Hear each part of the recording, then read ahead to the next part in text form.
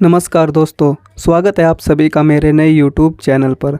दोस्तों, सबसे पहले आप सभी को मेरी तरफ से दीपावली की हार्दिक शुभकामनाएं।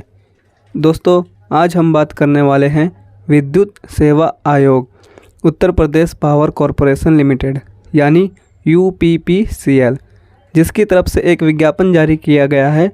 अर्थात UPPCL ने एक नई भर्ती निकाली है जिसका नाम है सहायक लेखाकार, जिसे इंग्लिश में असिस्टेंट अकाउंटेंट भी कहते हैं। और बात करते हैं कि सहायक लेखाकार की भर्ती में आवेदन किस प्रकार होगा। तो देखिए, इसमें साफ साफ लिखा है कि आप केवल ऑनलाइन माध्यम से ही इसमें आवेदन कर सकते हैं। व्यक्तिगत रूप से या फिर किसी अन्य माध्यम से भेजे गए आवेदन पत्रों को स्वीकार नहीं किया जाएगा। इस बात की पुष्टि UPPCL ने कर दी है, इसलिए आप सभी इसमें ऑनलाइन प्रक्रिया के माध्यम से ही आवेदन करें।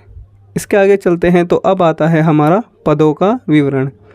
तो देखिए दोस्तों, उसमें कुल 186 पद रिक्त हैं, जिसमें से अनरिजर्व कैटेगरी वालों के लिए कुल 79 पद रिक्त हैं और EWS वालों के लिए कुल 18 पद रिक्त हैं।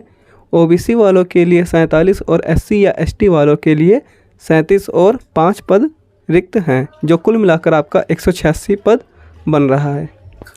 और आवेदन करने की जो डेट सामने निकल कर आ रही है दोस्तों, वो आपकी 8 नवंबर 2022 से आवेदन प्रक्रिया शुरू होने वाला है और इसकी लास्ट डेट जो है वो 28 नवंबर 2022 तक है। इसके बाद अब देखिए, इसमें एक लाइन लिखी गई है, आवेदन करने वाले अभ्यर्थियों के पास आधार कार्ड अथवा विधिमान्य फ़ोटोयुक्त पहचान पत्र का होना अनिवार्य है। अगर आपके पास आधार कार्ड या कोई पहचान पत्र नहीं है तो फिर आप इस परीक्षा केंद्र में नहीं बैठ सकते।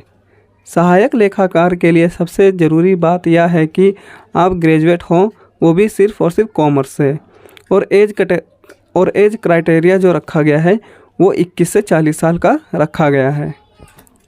और अगर हम बात करें अधिकतम आयु सीमा में छूट की, तो देखिए, उत्तर प्रदेश के अनुसूचित जाति, अनुसूचित जनजाति, अन्य पिछड़ा वर्ग एवं स्वतंत्रता संग्राम सेनानी आश्रित श्रेणी के अभ्यर्थियों को अधिकतम आयु सीमा में 5 वर्ष की एवं भूतपूर्व सैनिक जिसने सेना में कम से कम 5 वर्ष की सेवा की हो, उनको 3 वर्ष की छूट मान्य होगी।